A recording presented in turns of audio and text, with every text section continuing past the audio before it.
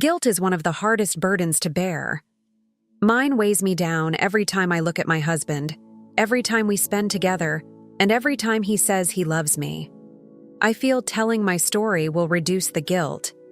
And since this is a safe space, let me tell the story of how I allowed my husband's best friend take me in more ways than my husband ever could. I always knew Keelan, my husband's best friend, had eyes for me. I have caught him staring at me several times, giving me those suggestive eyes, and sometimes even licking his lips. But I never entertained the thought of betraying my husband's trust. Even if I wanted to, it would not be with his best friend. Sometimes I wish I told my husband the kind of person his best friend was. I mean, how can you be desiring your best friend's wife? Well, I did not tell John, my loving husband, because I did not want to spoil their friendship. So, I kept tolerating Keelan until the crack happened, and like a green snake, he slithered in and has refused to come out ever since. Or better put, I don't want him to come out. My name is Mary, and I'm what you may call one of the most confused women alive. Are all women not confused, though? No matter how assertive we are as women, there are things that will break our will. For me, it was the crack in the wall of my marriage. I will tell you what that crack was soon enough. Just know that even after we cemented the cracks in our relationship, things never went back as they used to be. I mean, I still love my husband and our son, but I have zoned out. I can't seem to get enough of Keelan. I really can't. My husband and I met at the darkest point of my life. I had just broken up with my fiancé when I caught him cheating on me with my best friend. Who cheats on people with their closest friend? Well, yeah, I may seem like a hypocrite asking that question, but at the time it seemed like the highest level of betrayal. I lost my beautiful relationship and my best friend, Cynthia. Cynthia and I grew up together. Imagine the kind of bond we shared. Losing broke my heart more than losing Frank. Frank was not a good person. I knew that from the start. But he was good in bed, very handsome, and rich. He saw other girls I knew. I stayed because at the end, he would come home and tell me he loved me amidst rounds of intense lovemaking. That was enough for me. I loved Frank. Gave the relationship my all, even though I knew he was a good-for-nothing player. The day he proposed, I was more shocked than surprised. Why did I say yes? Maybe because I thought he had decided to change and give me his full commitment. I could not be more wrong. I would learn later that people don't change.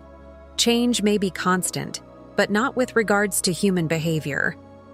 2 weeks later, I caught him in my bed with my best friend. I was shocked. So shocked I closed the door and left my house. Cynthia tried patching things up, but it was not going to work between us. I forgave her, but I knew I could not let her in again. I never saw Frank after that. I sold the cheap ring he gave me 3 days later and went to the local pub close to my house to splash the money on tequila shots and lime. I had never felt so alone in my life. That night was supposed to be a celebration of my freedom from Frank, but because I had lost my only friend, it felt like a mourning. I look back at that night, at what Cynthia did to me, and I just feel worse. In that intense heartache, John came along. One of the things that pulled me to him was his ability to listen and be calm. John is the best listener ever. Maybe because of his profession, I don't know. But I remember how he allowed me pour out my mind the first day we met. We met at my hospital's fundraiser. I won't lie, I was dazzled by this gentle man. John's a broad-shouldered, super attractive, soft-spoken neurosurgeon.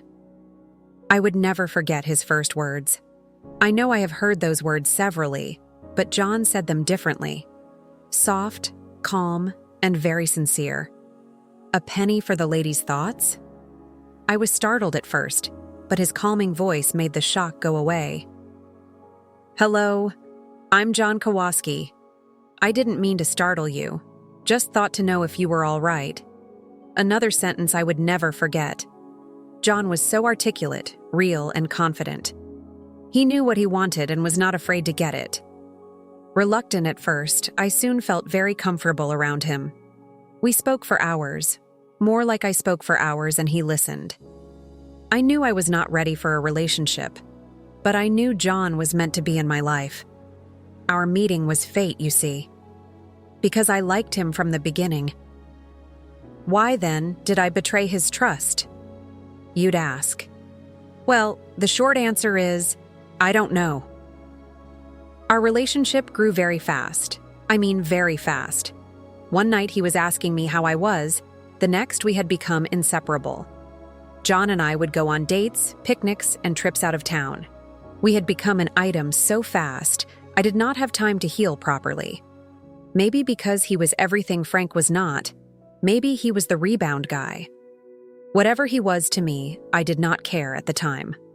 All I knew was that, at last, I had a semblance of peace in my life, and I was not going to let that go. I still remember the day John told me he loved me. It was a warm evening in summer. I remember this because he was reading one of his favorite Shakespeare sonnets, "Shall I compare thee to a summer's day," or whatever it is called. Immediately, he said the last rhyming couplet. John looked me in the eyes and said, "I love you," in the same still small voice. At first, I was scared. It was too soon to be throwing the L word here and there, but John meant it. And I know it would mean a lot to him if I said it back to him instead of the "thank you" I was going to say. So, more out of pity than real feeling, I said, "I love you too." John was over the moon with excitement. I was too. But in the deepest part of my heart, I knew I did not love him. At least, not at that time. Before we made our feelings known to each other, John did not introduce me to any of his friends. Maybe he wanted to be sure we were on the same page first. Well, now that he thought we were, he started introducing me to his brothers and friends. I first met his brothers at their family function, Tony, Stevens, and Matthew. They were all accomplished men, and John was their baby brother. I did not like the aura they had about them, but who cared? I just wanted John to be here. I would do anything to have John here, even if it meant tolerating his uptight brothers for the time being. His dad had died and his mom had a rare disease. I can't remember what it was now. She would die 3 months after we married, and things would change. But let's talk about that later. After meeting his brothers, I had to meet his friends. John did not really have friends. He had his colleagues at work and a few other acquaintances. I met all of them one after the other. I noticed, however, that he always talked about Keelan, his best friend. But I had not met him. He was away in a country in Africa, doing whatever he could to save the world. That's the way John put it. I got to know more about the man before we eventually met. Keelan was John's only friend. He was even closer to John than John was with his brothers. John would talk about the mischief they caused while in high school, college, and even med school. Keelan sounded like the kind of guy I hang out with, rough, streetwise, and smart. I guess he would be very good in bed, too. I imagined a lot of things, you see, until I met him and I was blown away. Keelan is an upgrade of everything John is. Finer, smarter, broader, but rough. He was very rough. I liked it. I liked him the very first day I met him, but I was already with John. In fact, everything was already very awkward for me. I met Keelan the day John proposed to me. It was at our favorite restaurant, and Keelan posed as our waiter. Even before I knew he was Keelan, I was already sort of flirting with him. I can't remember how John proposed now. What I do remember was it was in the restaurant. There were a lot of people, including this handsome waiter, and John on one knee holding the most beautiful rings you would ever see. I could not say no, even though I knew I was not ready to go down that path. After saying yes, he popped up the second surprise, Keelan. The waiter I was admiring and even throwing subtle green lights at happened to be John's best and only friend. I was angry and ashamed, but there was nothing I could do. I mean, I already tried flirting with him and he did not seem interested. I set a subtle high with a fake smile, looking at my ring and watching everything go by so fast. I just left a relationship barely 4 months ago. Now, I was in the same situation, hoping it would end the way the last one did because I was not ready, but fearing it would end the way my last one did, and I would have to go through a bigger heartache. I knew John was the real deal. I also knew I was safe with him, but was I healed enough to go through the same cycle again? I don't think I was. Did I go through it eventually? Yes, I did. What happened afterward? You will find out soon enough. Instead of practicing as a doctor, Keelan decided to open an event planning company. It was his company that oversaw our wedding. And since John wanted me to have the wedding of my dreams, he paired me up with Keelan. We bonded over everything. It was like we were planning our wedding. I was not with Keelan all the time, seeing as I had a job. But I was with him enough to know that he was my type of guy. We never spoke about intimate stuff, but there were intense moments. I remember the suggestive silence, and the mild touching, and the perks. We knew we wanted each other, but I will not do that to John, nor will Keelan. So, we kept up the ruse. The wedding was magical. Everything went as planned, all thanks to the masterful hands of Keelan. The after-party was even more intense. I saw another part of John that I had not seen before. Wild, carefree, and genuinely happy. I saw the happiness in his eyes, in the steps he took, and more, in the way he took me that night. Loud, passionate, soft, a little rough even. It was as though he had waited for his wedding night all his life. I had become John's weakness. It had become evident to me that night, and in my heart, as he pounded me, I vowed never to break his heart. I was serious with that promise. I did not know that in 3 months, I would be committing the biggest blunder of my life. The first 2 months of our marriage was heaven. John and I had the time of our lives. I fell in love with him during that period, and I was even ready to give him my all. He became the center of my world. Everything began to make sense to me, you see. Until, well, good things don't really last, do they? John's mother became ill, and about a week later, she passed away. It was the biggest blow for John. I was sad too because the mother was the only person that really liked me in John's family. And now, she was gone.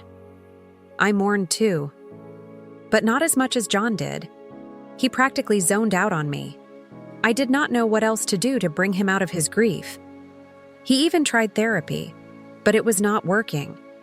John would work almost 24 hours, come home, and run into his study, only to leave the house before I wake.